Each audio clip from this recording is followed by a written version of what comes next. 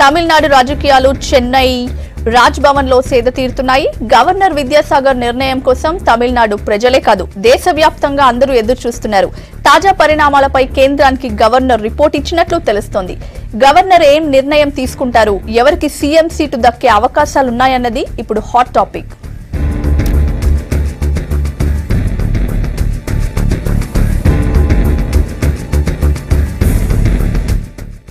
శశికళ, పన్నీర్ సెల్వం వర్గాల నేతలు ఎవరి ధీమాలో వారున్నారు.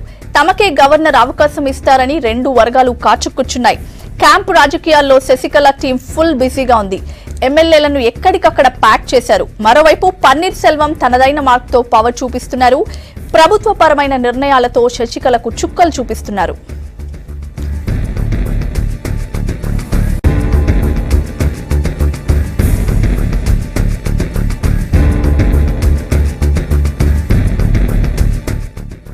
నిన్న సాయంత్రం 5 గంటల సమయంలో రాజ్ భవన్ లో గవర్నర్ తో భేటీ అయ్యారు పన్నీర్ సెల్వం.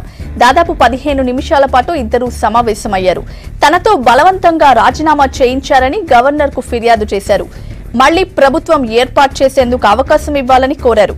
తర్వాత AIADMK general secretary Sasikala Natarajan governor ను కలిశారు. ఎమ్మెల్యేలు సంతకాలు చేసిన లెటర్లను గవర్నర్ కు అందజేశారు. 130 మంది ఎమ్మెల్యేల మద్దతు తనకే ఉందని, ప్రభుత్వ ఏర్పాటుకు అవకాశం ఇవ్వాలని కోరారు. ఇద్దరితో భేటీ వివరాల్ని కేంద్ర ప్రభుత్వానికి పంపించారు గవర్నర్. అయితే అధికారికంగా మాత్రం ఆయన వైఖరిపై ఎలాంటి స్పష్టత రాలేదు.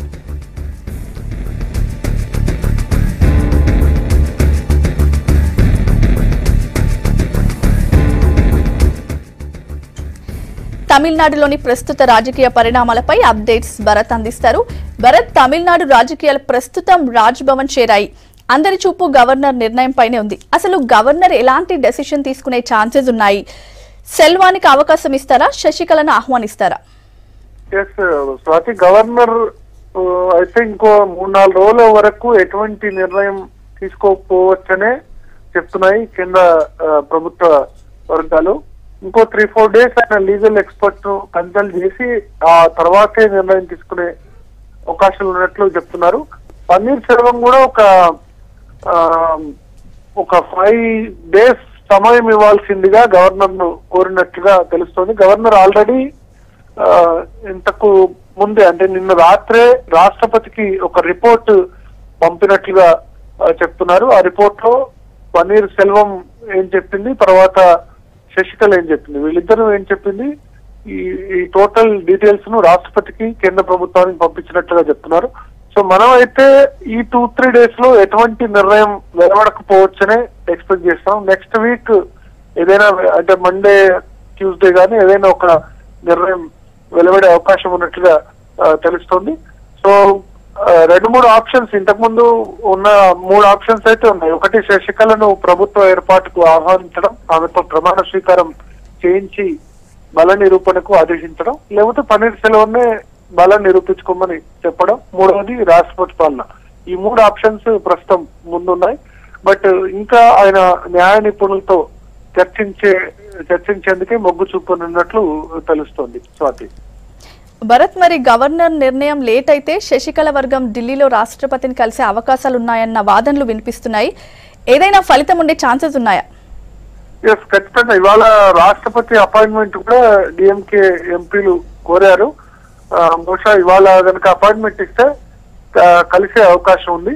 అటు ఎమ్మెల్యేలందరినీ కూడా రిసార్ట్స్ లో ఉంచారు. చాలా పెద్ద ఎత్తున అంటే వాళ్లకు సెక్యూరిటీ కూడా ఏర్పాటు చేసినట్టు తెలుస్తుంది. బయటి ప్రపంచంతో ఇప్పుడు ఎమ్మెల్యేలందరూ కూడా సంబంధాలు తెగిపోయాయి. వాళ్ళ ఫోన్లు కూడా వాళ్ళ దగ్గర లేవు.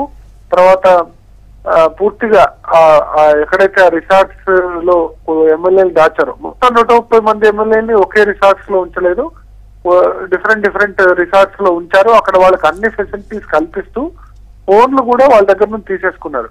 కొద్దిమంది ఈ ట్విట్టర్ లో ఎమ్మెల్యేల ఫోన్ నెంబర్స్ ఇచ్చి మీరందరూ బయటికి రండి అంటూ సోషల్ మీడియాలో వాళ్ళకు ఫోన్ చేయండి అంటూ సర్క్యులేట్ అయింది. బట్ ఎవరికి ఫోన్ చేసినా స్విచ్ ఆఫ్ కాల్ డైవర్ట్ అనే వస్తుంది. సో ఎమ్మెల్యేలు ఇప్పుడు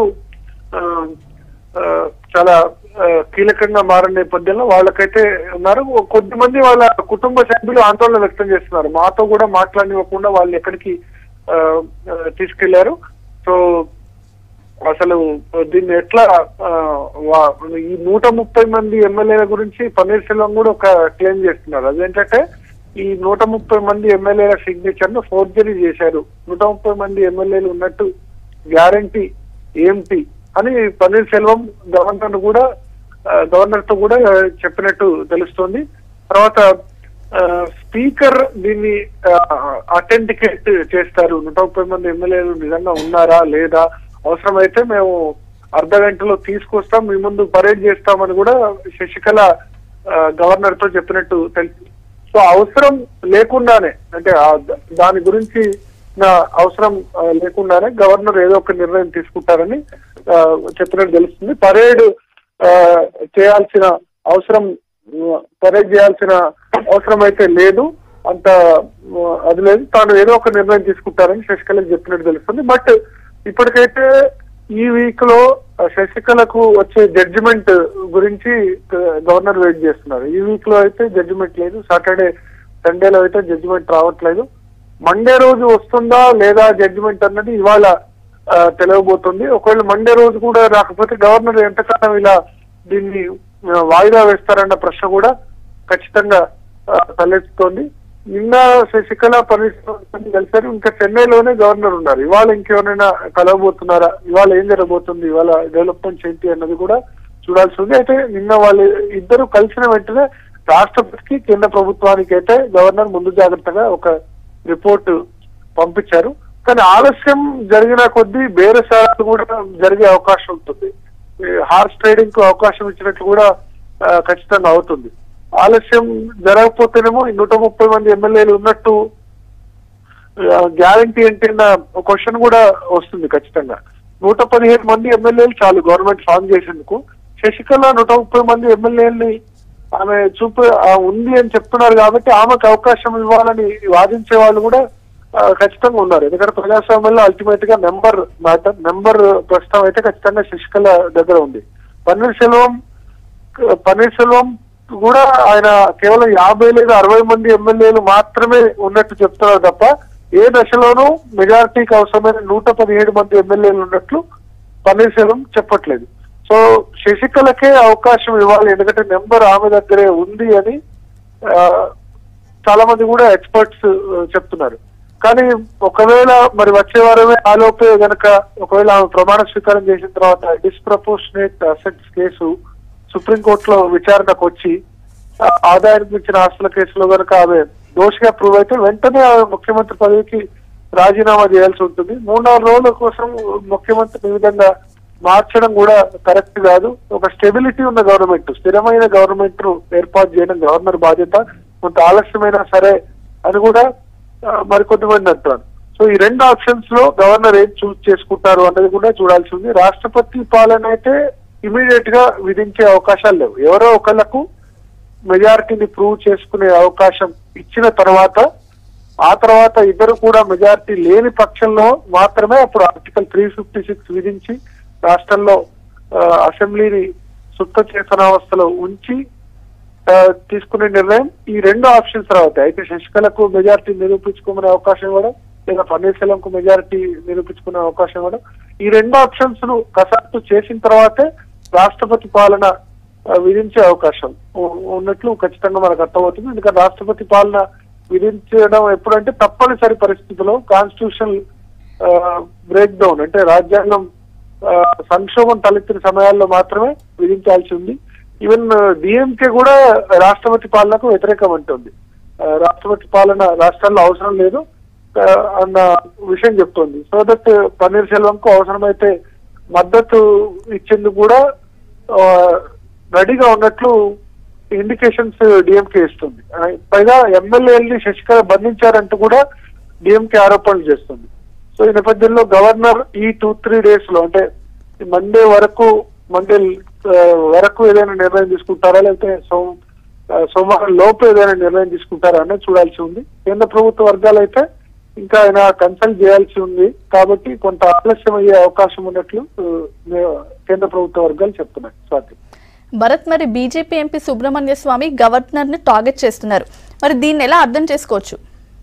ఎస్, దీనిలో సుబ్రహ్మణ్య స్వామి ఈ బీజేపీ తీరుపై ఆయన కొంత ఆగ్రహంతో ఉన్నారు ఈ టోటల్ ఎపిసోడ్ లో. ఇంతకు ముందు కూడా అంటే పన్నీర్ సెల్వం ముఖ్యమంత్రి బాధ్యతలు చేపట్టినప్పటి నుంచి కూడా ఆయన ఏమంటారంటే శశికళ ముఖ్యమంత్రి బాధ్యతలు చేపట్టాలి, తమిళనాడుకు స్ట్రాంగ్ లీడర్షిప్ అవసరం అంటున్నారు ఒకవైపు. ఇంకోవైపు నిజానికి ఆశ్చర్యకరమైన విషయం ఏంటంటే సుబ్రహ్మణ్య స్వామి ఆదాయానికి మించిన ఆస్తుల కేసు వేశారు. ఈ ఆదాయానికి మించిన ఆస్తుల కేసులో సుప్రీంకోర్టు జడ్జిమెంట్ వెలువడించబోతోంది కూడా సుబ్రహ్మణ్య స్వామి పిటిషన్ మీదే. ఆ పిటిషన్ గురించి ఆయన నిన్న మాట్లాడుతూ ఖచ్చితంగా శశికళ దానిలో దోషిగా ఖరారవుతారు, ఇవాళ ప్రమాణ స్వీకారం చేసినా ఇంకో 6 రోజుల్లో ఆమె జైలుకు పోవడం ఖాయమని కూడా ఆయన అంటున్నారు. అంటే 6 రోజులైనా సరే మెజారిటీ ఆమెకు ఉంది కాబట్టి ఆమెకు ప్రభుత్వ ఏర్పాటుకు ఆహ్వానించి ముఖ్యమంత్రిగా ప్రమాణ స్వీకారం అయితే ఖచ్చితంగా చేయించాలి. కానీ సుప్రీంకోర్టులో మాత్రం ఆమె దోషిగా ఖరారు ఖాయం, వెంటనే 4 రోజుల్లోపు ఆమె జైలుకు పోవడం ఖాయం, మళ్ళీ వేరే ముఖ్యమంత్రి కావాలని కూడా ఆయనే అంటారు. ఆయన వాదన కొంత ఆశ్చర్యకరంగా ఉంది. అయితే న్యాయ నిపుణులు అనేది ఏంటంటే సుప్రీంకోర్టు జడ్జిమెంట్ ఎవరు కూడా ప్రెడిక్ట్ చేయడం కరెక్ట్ కాదు, పలానా విధంగా వస్తుంది అని. ఆ కారణంతో దీన్ని ఆపడం కూడా కరెక్ట్ కాదు. నెంబర్ అల్టిమేట్ గా శశికళకు ఉంది కాబట్టి శశికళను ప్రభుత్వ ఏర్పాటుకు ఆహ్వానించాలన్నది ఒక వాదన. రెండవ వాదన ఏంటంటే పదే ఇట్లా ముఖ్యమంత్రులను మార్చడం కూడా కరెక్ట్ కాదు. గవర్నర్ లక్ష్యం ఏంటంటే ఒక స్టెబిలిటీ ఉన్న గవర్నమెంట్, స్థిరమైన ప్రభుత్వాన్ని ఏర్పాటు చేయడం అన్నది గవర్నర్ అల్టిమేట్ ఏం కూడా కావాలన్నది రెండో వాదన. ఈ 2 వాదనలు కూడా వినడానికి బాగానే ఉన్నాయి. సుబ్రహ్మణ్య స్వామి అయితే బీజేపీ పార్టీ స్టాండ్ తో అయితే పూర్తిగా ఆయన ఏకీభవిస్తున్నారు. ఈ ఒక్క విషయం అనే కాదు, చాలా విషయాల్లో కూడా ఆయన పార్టీ నిర్ణయాల మీద విభేదిస్తూ ఉంటారు. నోట్ల రద్దులు, అరుణ్ జైట్లీ గురించి కూడా ఆయన ఎటువంటి వ్యాఖ్యలు చేశారు. పైగా ఆదాయానికి మించిన ఆస్తుల కేసులో జయలలిత, శశికళ వీళ్ళందరి మీద కేసులు వేసింది కూడా సుబ్రహ్మణ్య స్వామి. సో ఇప్పుడు ఆయన శిక్ష పడడం ఖాయం అంటూనే శశికళతో ప్రమాణ స్వీకారం చేయించమని కూడా ఆయనే అడ్వైజ్ ఇస్తున్నారు. పైగా 4 రోజులకు నుంచి సీఎం గా కూడా ఉన్నారని కూడా ఆయనే చెప్తున్నారు. సో ఆయన వ్యాఖ్యల్ని పెద్దగా పట్టించుకోవాల్సిన అవసరం అయితే లేదు. But at the same time number ఉన్నా సరే ఆమెను పిలవకపోవడం అన్నది అది గవర్నర్ సంబంధించి దాన్ని ఎలా జస్టిఫై చేసుకోగలుగుతారు అన్న విమర్శలకైతే జవాబు ఇచ్చే పరిస్థితులు అయితే ఎవరు లేరనే చెప్పాల్సి ఉంటుంది. Swathi. Right, thank you Bharat.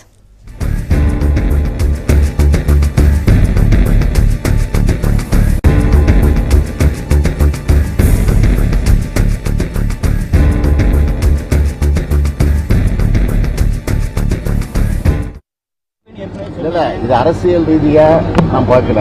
நான் அரசியல்வாதியா வரல, அரசியல் பண்றதுக்காக வரல. தமிழருடைய இளைஞர்கள், மாணவர்கள் எந்த உணர்வோடு இது நடைபெற வேண்டும் என்று நினைக்கிறார்களோ அந்த எண்ணத்தில் இன்னும் சொல்றேன். அன்னைக்கு பேசும்போது கூட சொன்னேன், இது அதிமுகவுக்கு திமுகவுக்கு நடக்கக்கூடிய ஜல்லிக்கட்டு அல்ல. தமிழர்களுடைய கலாச்சாரம் காப்பாற்றப்பட வேண்டும், தமிழுடைய பண்பாடு காப்பாற்றப்பட வேண்டும் என்பதற்காக இந்த ஜல்லிக்கட்டு நடைபெற வேண்டும் என்பதில்தான் திராவிட முன்னேற்ற அதிகமான அளவுக்கு அக்கறை எடுக்கிறது.